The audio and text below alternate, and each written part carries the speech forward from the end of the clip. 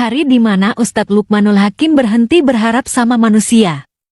Itu istri saya sudah SMS ya, susu anak habis. Itu same day ya, itu saya balas lah.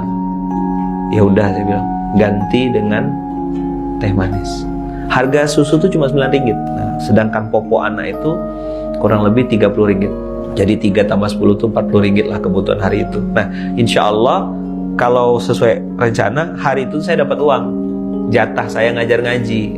Rumah orang kaya, pakai klaster, mobilnya tuh BMW, bisnisnya salah satunya punya pom bensin. Jadi bagi saya kaya lah kan. Begitu saya selesai ngajar ngaji anaknya, saya tunggu gitu, karena hari itu saya harus dapat uang 150. Jadi uang saya pergi itu udah tinggal Rp5. Nah Rp5 tadi karena saya berpikir tadi hari ini dapat uang Rp150. Selesai ngajar tuh dengan santainya kakak ini, dan saya doakan beliau dimuliakan Allah, dijaga Allah, karena kakak ini justru menjadi sebab saya belajar ilmu tauhid, belajar pembelajar, dan saya nggak pernah menyesali itu. Kalaupun saya ketemu beliau, saya lupa alamat detailnya, tapi walaupun Allah takdirkan saya ketemu beliau, saya mau kasih hadiah karena beliau ngajarin saya gitu. Jadi waktu itu beliau bilang gini, "Ala Luqman, akak lupa pergi ke bank. Bayaran untuk Luqman minggu hadapan ya," maksudnya minggu depan ya gitu. Duit Rp5 udah diisi bensin, istri udah SMS, susu anak habis, popok habis gitu kan. Saya dia nunduk, baik Datin, saya bilang Datin kan, misalnya ada Dato ada Datin, baik Datin,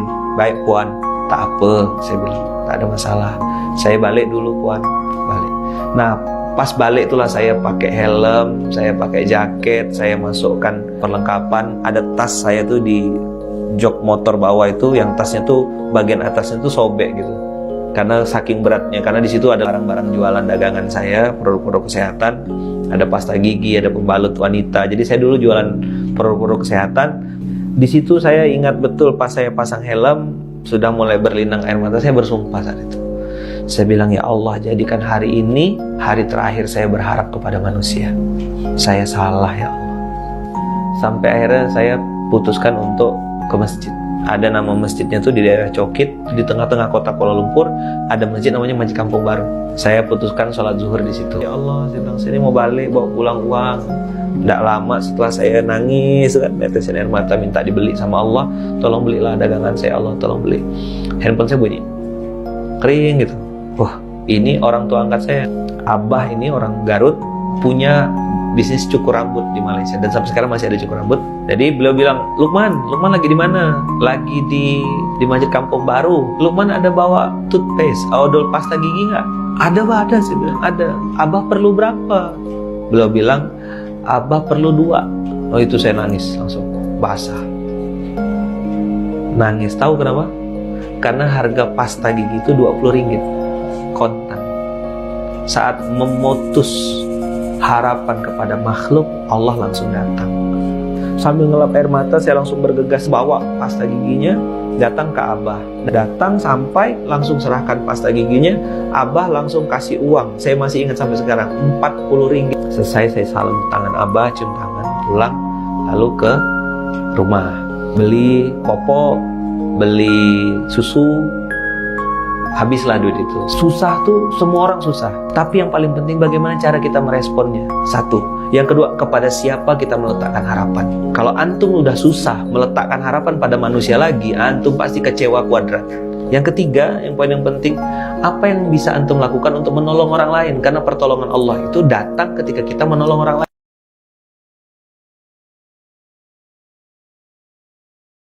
Jangan pernah mencaci maki atau mengutuk keburukan yang sedang terjadi dalam kehidupan kita.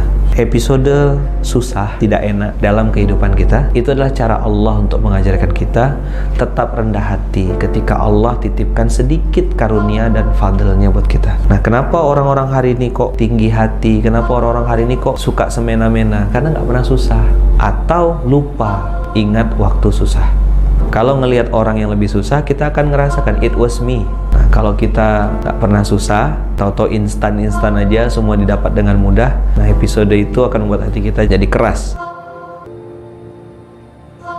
Karena udah nggak dapat uang dari situ, dari guru ngaji, di situ saya ingat betul pas saya pasang helm, sudah mulai berlinang air mata, saya bersumpah saat itu.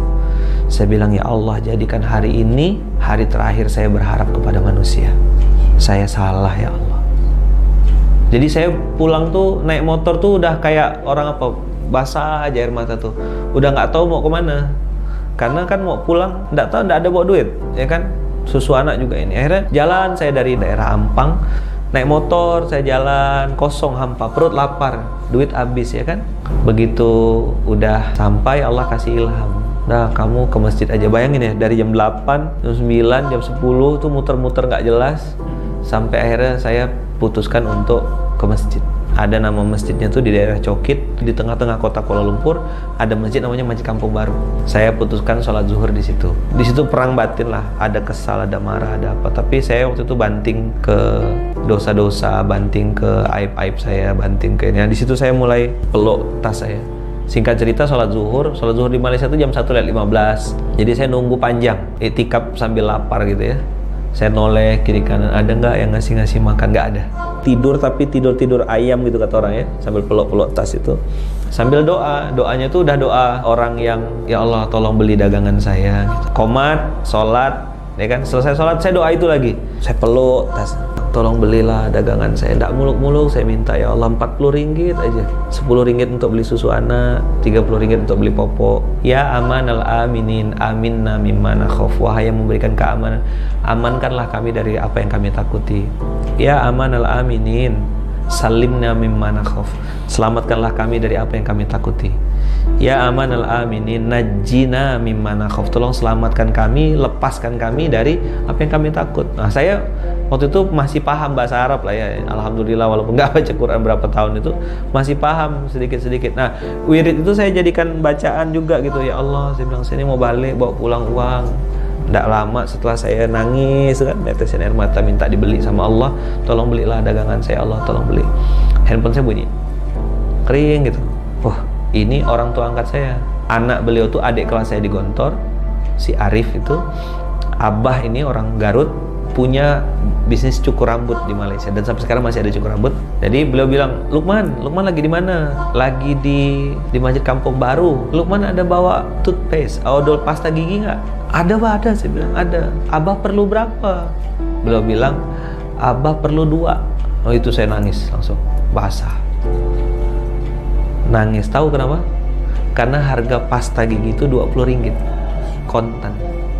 Saat memutus harapan kepada makhluk, Allah langsung datang. Ketika dipuji-puji, antum bangga, banyak yang nge-like, antum semangat bikin konten. Ketika banyak yang jempolnya ke bawah, antum berhenti bikin konten. Berarti bukan untuk Allah, untuk manusia. Berarti inna sholati wa nusuki wa mahyaya li-like manusia gitu, li-like Facebook, li-like follower. Sambil ngelap air mata, saya langsung bergegas bawa pasta giginya, datang ke Abah. Nah, jarak dari Masjid Kampung Baru ke tempat Abah itu paling 2 menit lah naik motor. Datang sampai langsung serahkan pasta giginya, Abah langsung kasih uang. Saya masih ingat sampai sekarang, 40 ringgit itu merah. Begitu duduk, kan antum udah bayangin, belum makan dari pagi. Zuhur di Malaysia itu jam 2, jam 1 lewat, jam setengah 2, setengah 3 gitulah. Abah belikan saya burger, ya 2 ringgit 50 sen. Makanan murah kalau di Malaysia itu. Nah, begitu Abah kasih saya burger, saya mau makan, saya letak lagi. Saya mau makan lagi, saya letakkan lagi. Pas saya mau makan, saya letakkan ke dalam tas, Abah keluar. Ngapa enggak dimakan? Makan dulu. Saya tuh makan burger tuh sambil nangis, minta maaf. Saya bilang apa? Bunda, saya bilang, Kak Iya, maafkan ayah ya. Ayah harus makan ini, lapar betul. Dari pagi belum makan, terpaksa. Saya tadi tuh mau bawa balik tuh supaya bisa bagi 2 sama istri.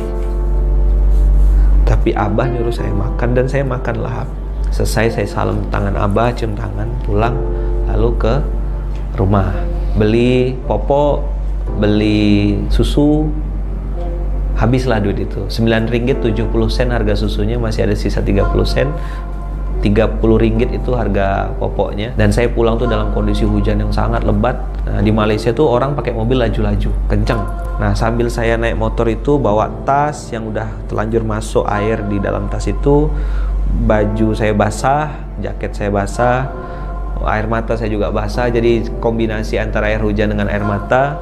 Terus beberapa kali mobil yang melewat di samping saya tuh nyiprat gitu. basah kan, kotor. Di situ saya pasang niat lagi. Allah, saya bilang, seandainya suatu saat nanti Engkau angkat saya ke permukaan, Engkau munculkan saya nanti suatu saat, ya Allah, saya nggak akan nyiprat orang, saya nggak akan pakai mobil kenceng-kenceng untuk ini. Saya tahu rasanya kena ciprat mobil tuh nggak enak gitu. Jangan pernah menyesali episode susah, karena itu cara Allah untuk mengajarkan kita supaya hati kita hidup. Dicaci maki udah kenyang, dipuji-puji juga kenyang.